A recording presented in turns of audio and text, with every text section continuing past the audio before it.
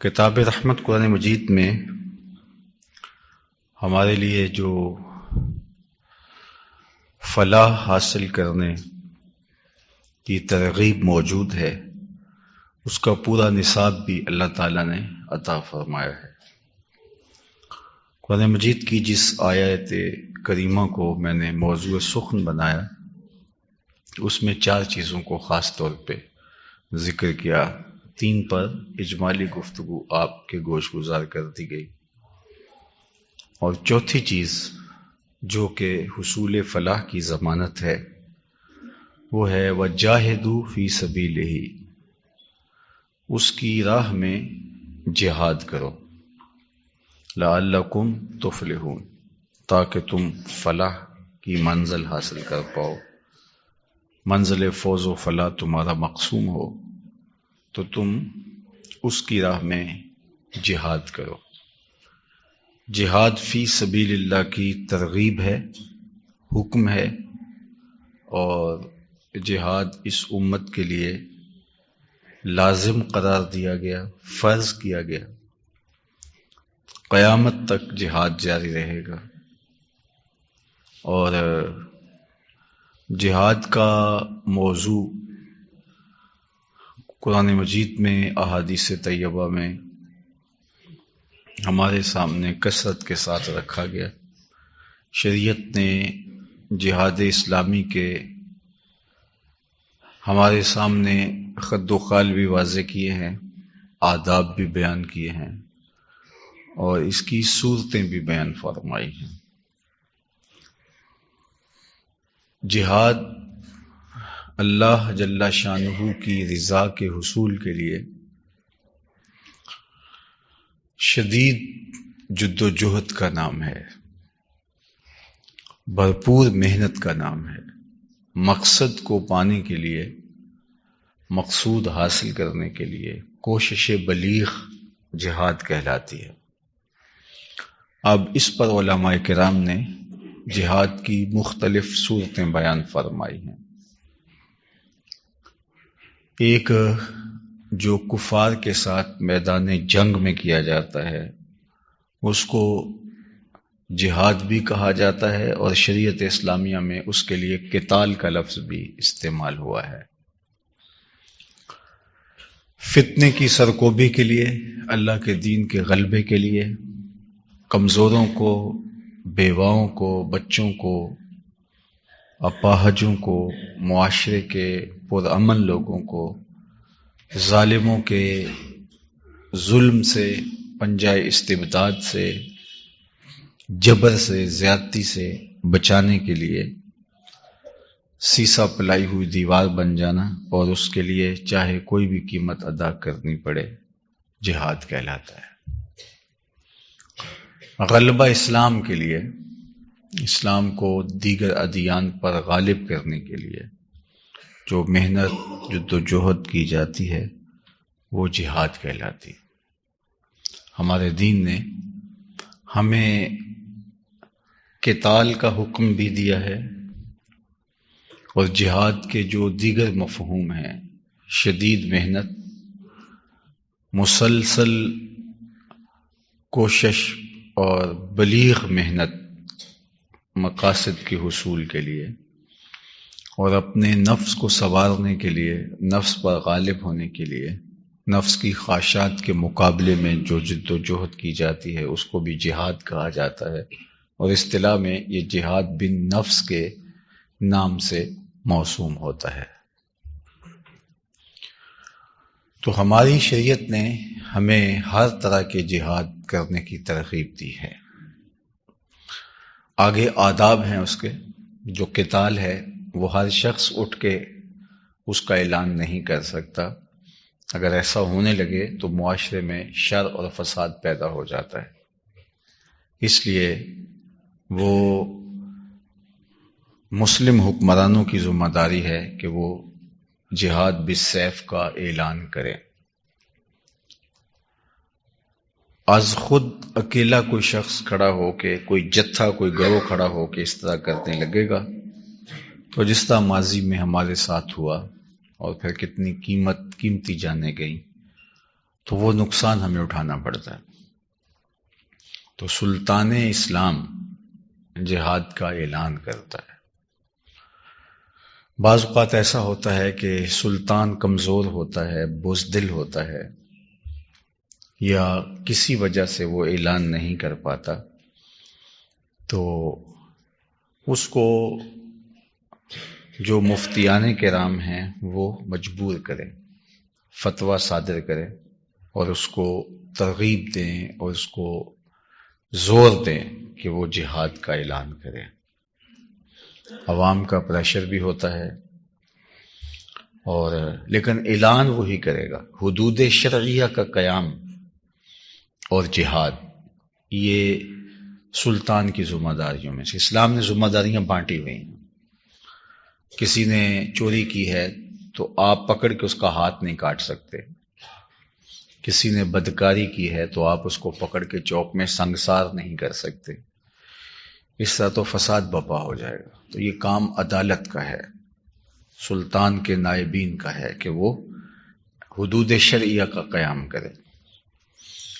تو ان میں سے اہم ترین جہاد ہے، جو جہاد بالسیف ہے یا جس کو قتال کہا گیا۔ تو وہ سلطان اسلام کی ذمہ داریوں میں شامل ہے، اور جب ظلم ہو رہا ہو، جبر و جور اور استبداد کا بازار گرم ہوا ہو، مسلمانوں کے لیے ایسا حیات تنگ کر دیا جائے، تو اس وقت سلطان اسلام کے اوپر لازم ہوتا ہے کہ وہ جہاد کا اعلان کرے۔ جس طرح آج کل آپ کے سامنے فلسطین کے مسائل ہیں اور دیگر بلاد اسلامیہ میں مسلمانوں کو کچلا جاتا ہے، تو سب سے پہلے جو اقرب ہیں، جو جن کی سرحدات ملتی ہیں، ان کے اوپر لازم ہے کہ وہ جہاد کا اعلان کر کے کمزوروں کو، بچوں کو جن پر ظلم و جبر ہو رہا ہے، ان کو چھڑائیں۔ اور اس کے بعد پھر جو اس کے بعد والے لوگ ہوتے ہیں، حتیٰ کہ پوری امت کی ذمہ داریوں میں یہ چیز شامل ہوتی ہے۔ امت ایک وحدت کا نام ہے۔ یہ جو جغرافیائی تقسیم ہے، یہ انتظامی ضرورت کے لیے کی گئی، اور دوسرا اس کے پیچھے بھی مسلمانوں کو بانٹنا تھا جغرافیائی ٹکڑیوں میں۔ اور سلطنت عثمانیہ کو جب توڑا گیا تو مسلمانوں کو 56-57 ٹکڑوں میں بانٹ دیا گیا، اور اس کے بعد یورپی یونین بنا لی گئی، اور متحدہ ریاستہائے امریکہ اور دیگر اسلامی خلافت سے آئیڈیا لے کر کے انہوں نے ہمیں ٹکڑوں میں بانٹ دیا اور خود یکجا ہو گئے۔ تو امت کو یہ شعور ہونا چاہیے، امت کے حکمرانوں کو یہ شعور ہونا چاہیے کہ کسی وجہ سے یہ جو سرحداتی لکیریں مسلم امہ کے درمیان ہیں، یہ اپنی جگہ موجود ہیں تو یہ رہیں، لیکن ان کی فکری وحدت ان کو تائید اسلامی میں رکاوٹ کا ذریعہ نہ بن سکے۔ لیکن جب خود غرضی کی آگ میں سب لوگ جلنے لگیں گے تو پھر ایک ایک کر کے توڑ دیے جائیں گے۔ تو امت کا مشترکہ پلیٹ فارم ہونا چاہیے، اور میرے خیال میں کہ اللہ نے جو ہمیں حرمین طیبین کی شکل میں مرکز عطا کیا ہے، اس وقت کسی امت کے پاس یہ نور موجود نہیں ہے، اور بدقسمتی سے آج ہم حرمین کی طرف دیکھتے ہیں تو وہاں جو لوگ موجود ہیں ان کی طرف سے مایوسی کا سامنا کرنا پڑتا ہے، جبکہ ان کی آواز پہ پورا عالم اسلام کھڑا ہو جاتا ہے۔ اور آج بھی دنیا کے اوپر 1.70-60 کروڑ مسلمان بستے ہیں۔ دنیا کے اوپر بسنے والے 7 ارب مسلمانوں میں سے 1.5 یا 1.25 ارب مسلمان ہیں، تو گویا ہر چوتھا شخص مسلمان ہے۔ تو یہ قوت اللہ نے مسلمانوں کو عددی عطا کی ہے، وسائل عطا کیے ہیں، اور 56-57 ریاستیں ہیں، آلات حرب و ضرب ہے، افواج ہیں، معدنیات ہیں، تیل کے ذخائر ہیں، سب سے بڑھ کر جذبہ ایمان ہے۔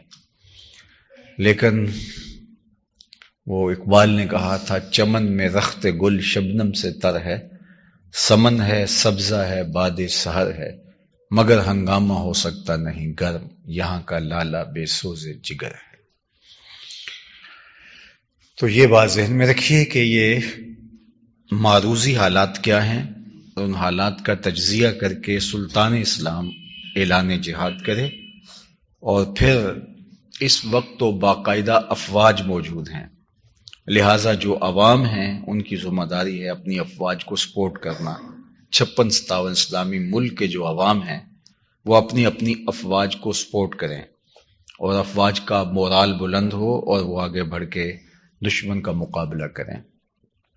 لیکن آج ہم جہاں کھڑے ہیں تو یہ کسی سے مخفی نہیں ہے۔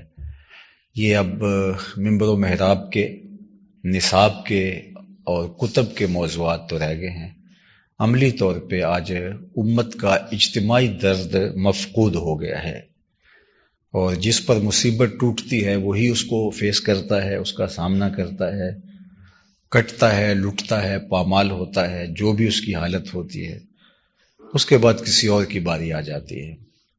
تو ہم ایک دوسرے کے لیے تماشائی بن کے مناظر دیکھتے رہتے ہیں، اور کفر جو ہے وہ باوجود انہوں نے اپنے آپ کو مذہب سے الگ کر لیا ہوا ہے، لیکن پھر بھی مذہب سے ان کا جڑاؤ ایسا ہے کہ وہ اپنے مسائل چٹکیوں میں حل کرتے ہیں۔ ہمارے سامنے مشرقی تیمور کا معاملہ سامنے ہے، اور دوسری جانب کشمیر کا مسئلہ ہے۔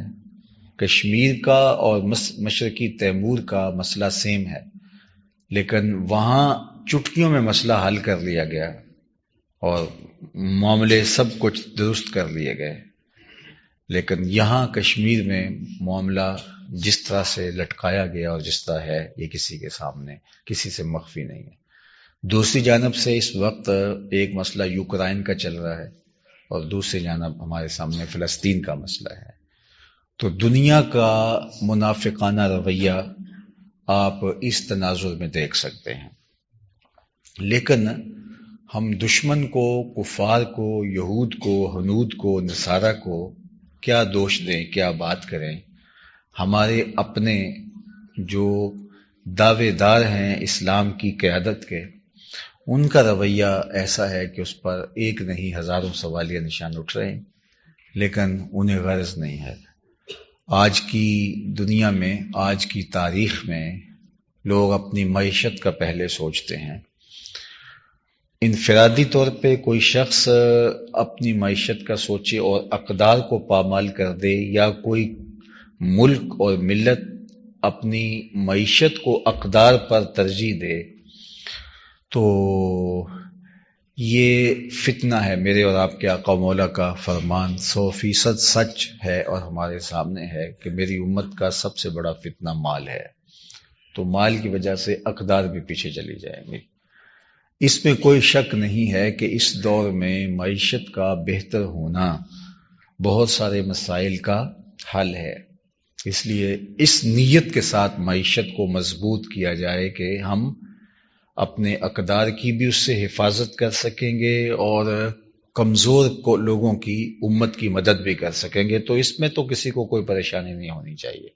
لیکن معیشت کی بہتری، عیش و عشرت کے سامان زیادہ کرنے کے لیے اور زندگی کو پر آسائش اور زندگی کو پرتعیش بنانے کے لیے ہو، اور دوسری جانب سلگتے امت کے مسائل جو ہیں وہ ثانوی حیثیت اختیار کر جائیں، تو پھر یہ کوئی دلیل نہیں ہے جی معیشت مضبوط ہوگی تو یہ ہوگا، تو یہ پھر محض ایک کہانی رہ جاتی ہے اور دنیا کے سامنے۔ دوسری بات یہ ہے کہ آج کل ایک بہت بڑا مسئلہ چل رہا ہے اور اس میں بڑے بڑے لوگ اس رو میں بہ گئے کہ اسلام نے دفاعی جنگ لڑی ہیں، جتنی جنگیں لڑی ہیں دفاعی جنگیں ہیں، باقاعدہ حملہ نہیں کیا ہے۔ تو یہ اس طرح سے آج کل کے بہت سارے لکھنے والے اس موضوع پہ لکھ رہے ہیں۔ ابھی میں راستے میں دیکھ رہا تھا ایک شخص کا مضمون، اور مجھے لگا کہ یہ کوئی شخص کافی پڑھا لکھا ہے جو بات کر رہا ہے، لیکن اتنا سکم کیوں ہے؟ تو جب میں آخر میں جا کے دیکھا تو وہ انڈیا کا رہنے والا مفکر تھا، اور ظاہر ہے کہ وہ اس کے علاوہ کچھ لکھ نہیں سکتا، کیونکہ جو آپ کے معروضی حالات ہوتے ہیں، آپ کے سوچنے اور کہنے کی چیزیں بھی جو ہے وہ اس کے دائرے میں ہوتی ہیں۔ تو اسلام نے جو ہمیں جہاد کا حکم دیا ہے، یہ بات ذہن میں رکھیے کہ جہاد فی نفس ہی قبح ہے، تمام فقہا نے لکھا ہے. یعنی جہاد، لڑنا، قتال، قتل و غارت، خون بہانا، یہ کوئی اچھی بات نہیں ہے. یعنی قتال فی نفس ہی، یعنی قتال کو قتال کے ہی معنی میں لیا جائے تو یہ برا ہے. لیکن قتال کا مقصد الہی کلمت الحق اور فتنے کو ختم کرنا ہو تو پھر یہ حسن بن جاتا ہے. اس کی مثال یہ ہے کہ پیٹ چیرنا یا جسم کے کوئی عضو کو چیرنا، یہ اگر کوئی اس پہ خنجر مارے، کوئی چھری اور چاقو سے حملہ کرے تو یہ قبح ہی ہوگا. لیکن یہی کام جب اصلاح بدن کے لیے سرجن کرتا ہے تو اس کا مقصد فاسد مادے نکال کر کے پیٹ کو کارآمد بنانا ہے اور اس عضو کو بہتر بنانا ہے، تو وہی عمل جراحی اور وہی اس کی سرجری جو ہوتی ہے اس کی ہم باقاعدہ قیمت ادا کرتے ہیں اور ڈاکٹر کا، سرجن کا شکریہ ادا کرتے ہیں. تو یہ جہاد بھی ایک سرجری ہے. تو فی نفس ہی یہ قبح ہے. کسی کو قتل کرنا، کسی کے مقابلے میں تلوار لے کے آنا جس سے اعضائے بدنیاں کٹتے ہیں، بچے یتیم ہوتے ہیں، خواتین بیوہ ہوتی ہیں اور جوانوں کی لاشیں تڑپتی ہیں. تو فی نفس ہی تمام فقہا نے لکھا کہ یہ قبح ہے.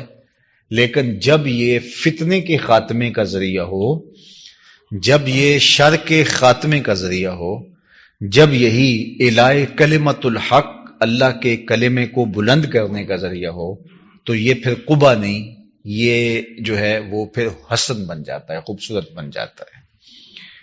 اور آج اگر یہی کام یورپ کرے، امریکہ کرے اور دنیا کی یہ طاقتیں عراق میں کریں، افغانستان میں کریں اور دیگر بلاد عالم میں کریں، تو امن کے قیام کے لیے یہ کریں نام لے کے، اگرچہ بعد میں کچھ بھی نہ ملے. وہاں عراق کے ساتھ جو کہا گیا کہ ان کے پاس کیمیائی ہتھیار ہیں لیکن بعد میں کچھ بھی ثابت نہ ہو سکا، تو اس میں کتنا نقصان ہوا. عراق میں جس طرح انسانوں کا المیہ جنم لے چکا، اور جنگ کے خاتمے کے بعد ہمارا عراق جانا ہوا، میں نے شہزادوں جیسے بچوں کو بھیک مانگتے دیکھا. وہاں خواتین اپنی بیٹیوں کو، غیر ملک سے آنے والے لوگوں کو کہتے تھے کہ یہ بیٹی 9 عمر بیٹیاں تھیں کہ یہ لے جاؤ اور اس کے ساتھ نکاح کرو، اس کو اپنے ملک لے جاؤ.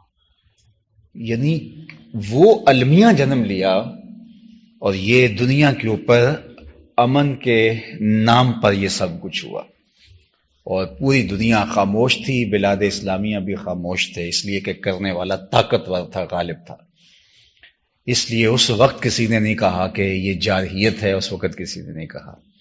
اب اپنے حقوق کے لیے تھوڑا سا حماس نے پہل کر دی ہے، جبکہ یہ پہل نہیں، لڑائی تو چھڑی ہوئی ہے. ان کو پکڑ پکڑ کے ان کے مارا جا رہا ہے، ان کے لوگ گرفتار کیے جا رہے تھے. تو اگر تھوڑا سا کر دیا تو لوگوں کو یہ آ گیا کہ مسلمان پہل نہیں کرتے. کیوں نہیں کرتے؟ اپنے حقوق کو حاصل کرنے کے لیے اگر پہل بھی کرنی پڑے تو اسلام کی تاریخ بھری پڑی ہے اس سے. تو یہ جو فکر ہے کہ مسلمان صرف دفاع کی جنگ لڑتا ہے، اس کے اوپر حملہ ہوتا ہے اور وہ دفاع کی ہی جنگ لڑتا ہے، ایسا نہیں ہے. یہ بالکل واضح ہے کہ دفاع کے لیے بھی مسلمان لڑتا ہے، اور اگر اس کو الہی کلمت الحق کے لیے جھپٹنا پڑے، حملہ کرنا پڑے، تو اسلام کی تاریخ اس سے بھی خالی نہیں ہے. لیکن یہ بھی اپنی جگہ پہ حق ہے کہ مسلمانوں نے جنگ کے آداب بھی بتائے ہیں، اور حتیٰ کہ درختوں کو کاٹنے سے بھی منع کیا ہے. اور آپ دیکھیں فتح مکہ کے موقع پر ایک کتیا نے بچے دیے ہوئے تھے، تو اللہ کے محبوب علیہ السلام نے ایک صحابی کو وہاں کھڑا کر دیا، کہا جتنی دیر تک سارا لشکر گزر نہیں جاتا تم ان کی حفاظت کے لیے یہیں موجود رہنا. یہ اسلام کا نظم ہے. اور میں آپ کو ایک اور بات بتاؤں کہ بدر کے اندر تو جو 70 لوگ قید ہوئے تھے، ان کے 70 لوگ مارے گئے تھے اور 70 لوگ قید ہوئے تھے.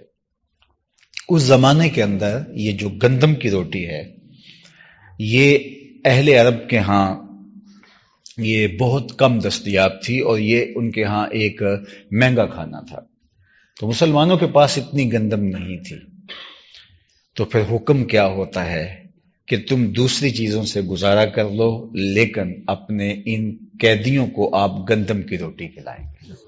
اسلام کے یہ وہ تھے جو اسلام کو مٹانے کے لیے آئے تھے، لیکن یہ قیدیوں کے ساتھ اس نے سلوک. اور آج آپ آج کی تاریخ میں دیکھ لیں، فلسطین کے اندر جو اسرائیل کے قیدی چھٹ کے گئے ہیں، انہوں نے اسرائیل میں رہ کر کے فلسطین کے حق میں بات کی ہے، اور آج ہر جگہ یہی بات چھڑی ہے اور پوری دنیا پر یہی ڈسکس ہو رہا ہے کہ وہ کہتی ہیں انہوں نے ہمیں مہمانوں کی طرح رکھا.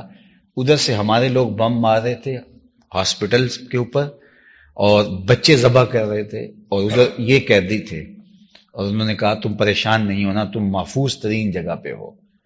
اور ان کو آنچ تک نہیں آنے دی، اور ان کے بچوں کے جو ضروریات ہیں ان کے بچوں کو دستیاب نہیں تھے، ان کو بچوں کو پوری کی. تو آج بھی مسلمانوں کے اندر وہ جذبے موجود ہیں.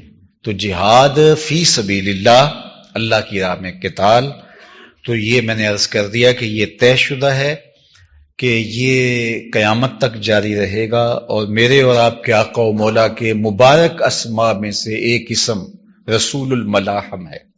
آپ حضور کے 99 اسماء پڑھیں تو اس میں ایک اسم رسول الملاحم، جنگوں والے رسول. حضور علیہ السلام نے مکہ سے ہجرت کے بعد مدینہ المنورہ میں 10 سال گزارے. 10 سال حضور کے ٹوٹل یہاں گزرے ہیں. ان 10 سالوں کے اندر اللہ کے محبوب نے 27 جنگیں لڑی ہیں. 27 جنگیں اللہ کے محبوب علیہ السلام نے لڑی ہیں. اور کچھ جنگیں حضور نے طویل اسفار کر کے، جس طرح غزوہ تبوک ہے، کتنا لمبا فاصلہ تھا اور کتنی سخت مشقت اور مسافت تھی. اللہ کے محبوب خود گئے ہیں، جا کے ان کے علاقے میں پہنچے ہیں. تو اس کا ایک مطلب تو یہ جنگ ہے، قتال ہے، جہاد فی سبیل اللہ کا. اور وہ میں نے عرض کر دیا کہ وہ کسی ایک شخص کو یا ایک جتھے کو حق نہیں ہے کہ وہ اعلان کر دے، اس سے تو الٹا فساد بپا ہوگا. یہ سلطان اسلام کی ذمہ داریوں میں شامل ہے. اور دوسرا اس کے آداب ہیں، جنگ کے خد و خال ہیں، اور اس کا سارا ایک نظم اسلام نے بیان کیا. سب سے بڑھ کر مقصد اعلاء کلمۃ الحق ہے، یعنی جنگ کے بنیادی مقاصد میں سے ایک مقصد اللہ کے پرچم کو بلند کرنا. اور اس پر میں سمجھتا ہوں کہ اللہ کے محبوب علیہ الصلوۃ والسلام کی یہ حدیث قول فیصل ہے کہ آقا کریم علیہ الصلوۃ والسلام کی خدمت میں ایک صحابی عرض گزار ہوتے ہیں کہ اللہ کے پیارے محبوب، ایک شخص لڑائی کرتا ہے، راہ خدا میں جہاد کرتا ہے، حتیٰ کہ شہید ہو جاتا ہے، اور اس کے دل میں یہ تھا کہ چلو اس سے مجھے شہرت اور ناموری بھی مل جائے گی، تو کیا اس کا یہ عمل قابل قبول ہے؟ اس کو اس کا کوئی اجر ملے گا؟ تو اللہ کے محبوب نے اس کا جواب دیا، لا شیء لہ، اس کو کوئی اجر نہیں ملے گا. صحابی کہتے ہیں کہ میں یہ سمجھا کہ جو میں کہنا چاہ رہا ہوں وہ میں معافی ضمیر صحیح طرح سے بیان نہیں کر سکا. تو میں نے پھر حضور سے کہا کہ حضور، وہ اللہ کے دین کے پرچم کو بلند کرنے کے لیے، اعلاء کلمۃ الحق کے لیے لڑ رہا ہے، لیکن ضمن میں یہ ساتھ نیت بھی شامل ہے کہ چلو میری ناموری بھی ہو جائے گی، شہرت بھی ہوگی، تو کیا اس کو اجر ملے گا؟ تو اللہ کے محبوب علیہ السلام نے فرمایا، فلا شیء لہ، اس کو کوئی اجر نہیں ملے گا. کہتے ہیں میں پھر تیسری مرتبہ کہا کہ حضور، اس کا مقصد اللہ کے دین کے پرچم کو بلند کرنا ہے، اعلاء کلمۃ الحق کرنا، اور اس کے لیے جان جیسی متاع عزیز وار رہا ہے، لیکن اس کے دل میں ساتھ یہ بھی یہ گوشے میں چیز پڑی ہے کہ چلو میری ناموری بھی ہوگی، میری عظمت کے جھنڈے بھی لگ جائیں گے، بہادری کے ترانے بھی پڑے جائیں گے، تو اس کو کوئی اجر ملے گا؟ تو حضور علیہ السلام نے فرمایا، اس کو کوئی اجر نہیں ملے گا. کہتے میں نے پھر چوتھی مرتبہ کہا، میں سمجھ رہا تھا کہ میں جو کہنا چاہ رہا ہوں شاید میں حضور سے عرض نہیں کر پا رہا. تو جب میں نے پھر حضور سے عرض کیا تو اللہ کے محبوب علیہ السلام نے پھر فرمایا کہ اس کو کوئی اجر نہیں ملے گا، اور سنو کہ اللہ طیب ہے اور اسی عمل کو قبول کرتا ہے جو محض اس کے لیے کیا جائے. تو اتنی آمیزش بھی اگر ہو، اور آپ جانتے ہیں کہ حضرت علی المرتضیٰ آپ ایک کافر کی چھاتی پہ بیٹھے ہیں تو وہ آپ کے چہرے پہ تھوک دیتا ہے تو آپ پیچھے ہٹ جاتے ہیں. تو اس نے کہا کہ میں تو چاہ رہا تھا کہ آپ کے غیظ و غضب میں اضافہ ہو جائے، اور آپ جو مجھے تکلیف ہو رہی ہے کہ میں انتظار کر رہا ہوں قتل ہونے کا، تو جلدی جلدی میرا کام تمام کر دیں، اور آپ مجھ کو چھوڑ کے پیچھے ہو گئے. کہا کہ میں اس لیے پیچھے ہو گیا ہوں کہ اب میرا نفس شامل ہو گیا ہے. یعنی دوسری جانب دیکھیے طہارت کیا ہے، پاکیزگی کیا ہے اس عمل میں. جاہدو فی سبیلہ کا دوسرا مفہوم جو آیت کریمہ کے سباق سے بعض علماء نے کہا کہ یہ دوسرا مفہوم واضح ہے، وہ یہ ہے کہ جو جہاد بن نفس کیا جائے. ایمان کے بعد تقوی، تقوی کے بعد ابتغاء وسیلہ، اور اس کے بعد جاہدو فی سبیلہ کا مفہوم یہ ہے کہ اپنی خواہشات کو قابو کیا جائے اور اب اپنی آرزوؤں کو اور اپنی تمناؤں کو بے لگام نہ ہونے دیا جائے، اور اپنی خواہشات پر قابو پا کر کے مجاہدہ نفس کر کے فلاح کی منزل کے اوپر فائز المرام ہوا جائے. انسان کے اندر خواہشات کا پیدا ہونا یہ ایک جذبہ فطریہ ہے، اس سے تو چھٹکارا نہیں ہے. بہت ساری خواہشات پیدا ہوتی ہیں، دب بھی جاتی ہیں. بہت ساری خواہش پیدا ہوتی ہیں، ہم ان کی تکمیل بھی کر لیتے ہیں. بہت ساری خواہشات پیدا ہوتی ہیں، ان کی تکمیل کرنا چاہتے ہیں لیکن کسی وجہ سے وہ پوری نہیں ہو پاتی. غربت کی وجہ سے، اختیار نہ ہونے کی وجہ سے، بس میں نہ ہونے کی وجہ سے، کمزوری صحت کی وجہ سے، یا کسی اور وجہ سے ہم بہت ساری خواہشات ہوتی ہیں، پنپتی ہیں، نشو و نما پاتی ہیں، دب جاتی ہیں. تو زندگی کے اندر یہ خواہشات کا ابھرنا اور ان خواہشات کا دم توڑنا یہ عمل جاری رہتا ہے. غالب نے بھی کہا تھا ہزاروں خواہشیں ایسی کہ ہر خواہش پہ دم نکلے، بہت نکلے میرے ارمان لیکن پھر بھی کم نکلے. یعنی میں نے اپنا ہر ارمان پورا کرنے کی کوشش کی لیکن پھر بھی بہت سارے ارمان میرے باقی رہ گئے، اور بہت ساری خواہشات ہیں جو میرے سینے میں جنم لیتی رہیں تو وہ پوری نہ ہو سکے. ہم بعض اوقات ہوتا ہے کہ ہمیں یہ میسر آ جائے تو ہمارے لیے کافی ہے، اور جب وہ میسر آ جاتا ہے تو ہماری خواہشات آگے بڑھ جاتی ہیں. پھر ہم کہتے ہیں ہاں اگر اتنا کچھ ہو جائے ہمارے لیے تو پھر تو ہمیں کوئی تمنا ہی نہیں رہے گی کہ کیسی پرسکون زندگی، مطمئن زندگی گزرے گی. لیکن وہاں جب پہنچتے ہیں تو اطمینان ہمیں کچھ آگے نظر آ رہا ہوتا ہے. تو خواہشات تو بڑھتی رہتی ہیں. اللہ کے محبوب علیہ السلام نے فرمایا کہ اگر ابن آدم کو سونے کی ایک وادی دے دی جائے، دو پہاڑوں کے درمیان جو خالی جگہ ہوتی ہے اس کو وادی کہتے ہیں، تو یہ دو پہاڑوں کے درمیان جو خالی جگہ ہو یہ سونے سے بھری ہوئی ہو.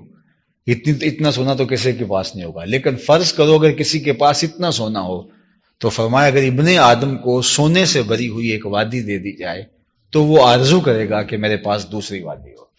وہ دوسری کی آرزو کرے گا، دوسری کی تمنا کرے گا. بادشاہوں کو جو فتوحات ہوتی ہیں تو وہ پھر ایک ٹارگٹ متعین کرتے ہیں کہ یہ اتنا علاقہ آ جائے تو میرا علاقہ سیدھا ہو جاتا ہے. لیکن جب اس کے بعد جو ہے وہ آگے ان کی خواہشات بڑھتی ہے تو شیخ سعدی فرماتے ہیں کہ آخری سانس تک ان کی خواہشات دم نہیں توڑتی. جو ہے وہ دم ٹوٹ جاتا ہے لیکن خواہشات نہیں ٹوٹتی اور وہ آگے ہی بڑھتے چلے جاتے ہیں. تو یہ انسانی فطرت ہے، اس کی خواہشات بڑھتی رہتی ہیں. اب کوئی کہے کہ میں نے اپنی ساری خواہشات کو پوری کر لینا ہے، اس کے لیے میں شدید محنت اور دوڑ لگاؤں گا، تو یہ تو بادشاہوں کی بھی پوری نہیں ہوتی. خواہشات تو قارون کی بھی پوری نہیں ہوئی، فرعون کی بھی، نمرود کی بھی، حامان کی بھی، سفتت کی بھی، نفد نون کی بھی. یہ جو بڑے بڑے لوگ تھے، جو بڑے بڑے جابر اور بڑے دنیا کے حکمران ہوئے ہیں، خواہشات اور تمنائیں تو ان کی بھی پوری نہیں ہوتی. وہ جس طرح کی بھی خواہشات ہو، جنسی خواہشات ہوں، ذہنی خواہشات ہوں، قلبی خواہشات ہوں، خواہشات کا کوئی بھی رخ اور صورت ہو تو وہ تقبیل پذیر نہیں ہوتا. تو پھر اس کا حل کیا ہے کہ جائز خواہشات کو راستہ دیا جائے، ناجائز خواہشات کو روک دیا جائے، اور جو جائز خواہشات ہیں وہ بھی آپ کی ساری پوری نہیں ہوں گی. تو پھر اس کا تیسرا حل کیا ہے کہ اپنی خواہشات کے آگے بند باندھا جائے.